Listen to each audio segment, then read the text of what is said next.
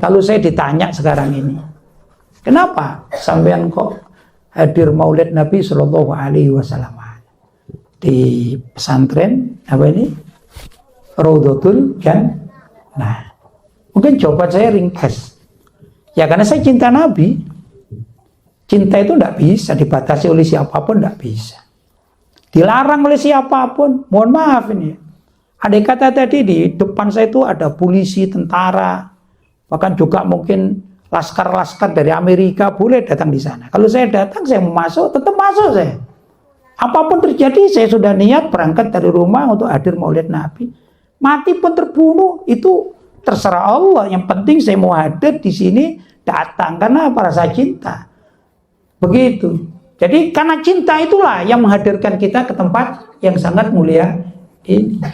Orang ngerti dalil, 1000 dalil, tapi kalau tidak cinta Nabi, nggak sampai itu ke tempat maulid Nabi. Tapi dengan rasa cinta, ini bisa datang. Apalagi sudah ada rasa cinta, diperkuat dengan dalil-dalil ilmiah, dalil-dalil syar'i, maka lebih kuat lagi. Ada riwayat, jadi guru saya, itu namanya Abuya Asyid Muhammad bin Alwi bin Abbas Al-Maliki. Saya dulu belajar kepada Abuya Said Muhammad bin Alwi bin Abbas Al-Maliki, kurang lebih 8 tahun saya di sana. Saya tidak akan menceritakan guru saya, tapi kakek gurunya. Kakek gurunya itu Said Abbas bin Abdul Aziz Al-Maliki di Mekah. Suatu saat beliau diundang hadir perayaan Maulid Nabi di Palestina. Beliau orang Mekah, diundang ke Palestina untuk hadir peringatan Maulid Nabi. Sampailah beliau di Palestina. Ini beliau alim.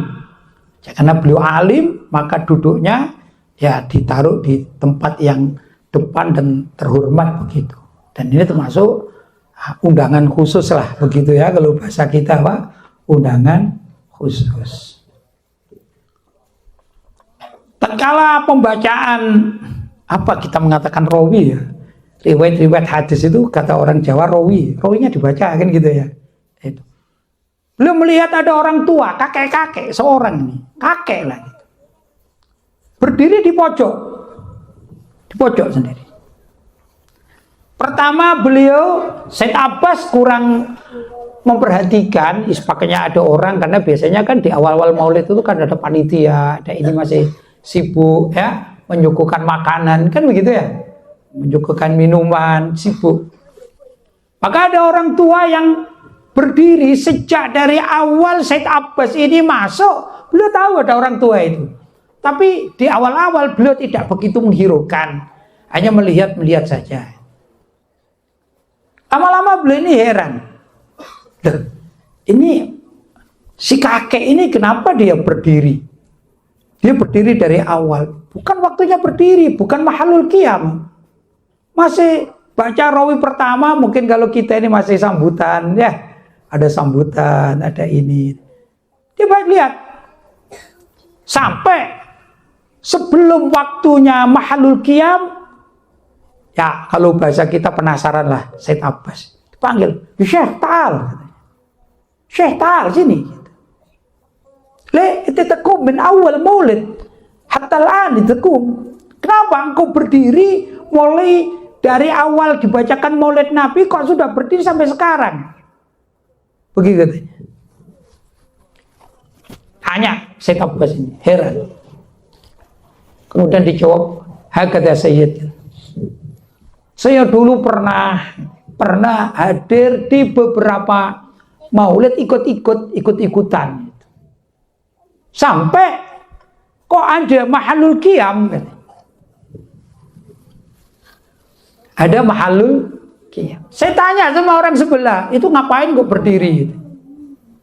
Namanya orang awam, diterangkan oleh para ulama, dijawab tanpa dalil, tanpa ini ya, mudah-mudahan Nabi Muhammad hadir gitu katanya. Langsung si kakek mengatakan, enggak mungkin.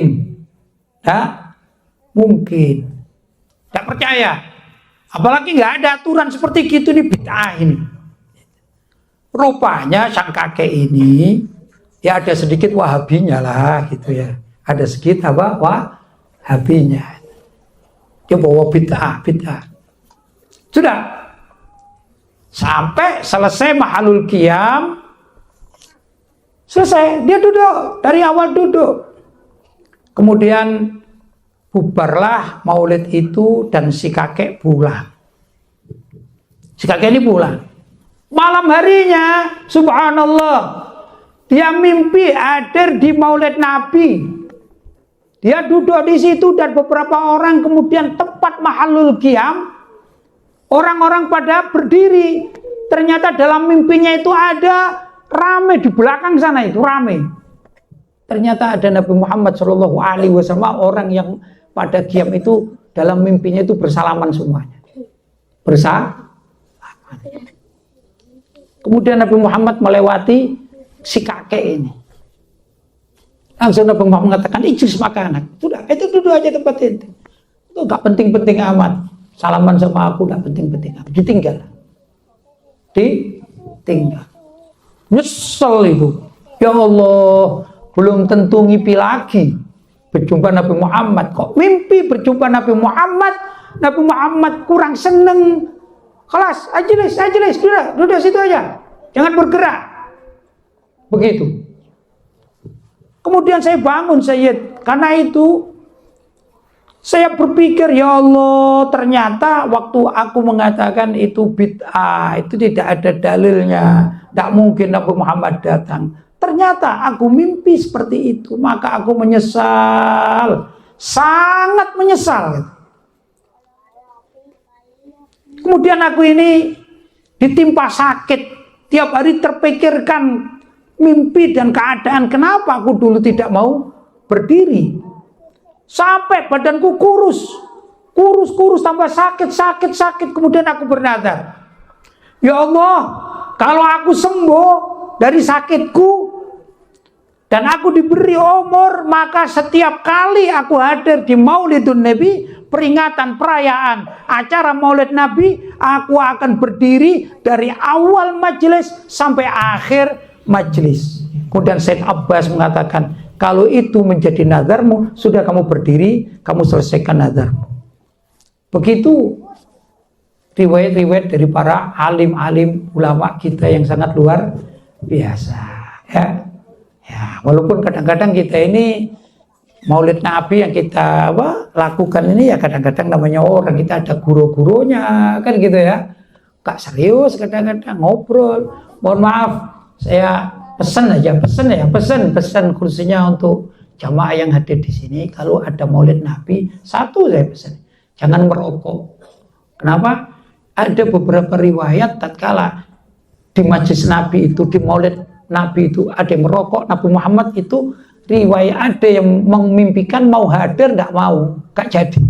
Begitu. Jadi saya pesan kepada kawan-kawan, ya mudah-mudahan kalau di sini gak ada ya, mudah-mudahan ya gak ada. Saya lihat tidak ada di sini, Ustaz Ja'far tidak ada, saya lihat Ja'far. Alhamdulillah, mudah-mudahan Nabi juga berkenan hadir di tempat maulid kita ini. Allahumma amin. Kam minal ulama, kam minal aulia. Berapa banyak dari ulama, berapa banyak dari para wali yang mengimpi atau mimpi bahwasanya Nabi Muhammad itu seringkali hadir di mawalid, peringatan-peringatan maulid, tapi tentu peringatan maulid yang tidak melanggar syariat. Peringatan maulid yang penuh dengan adab, peringatan maulid yang penuh dengan ilmu yang sangat luar biasa dan lain sebagainya. Begitu insya Allah.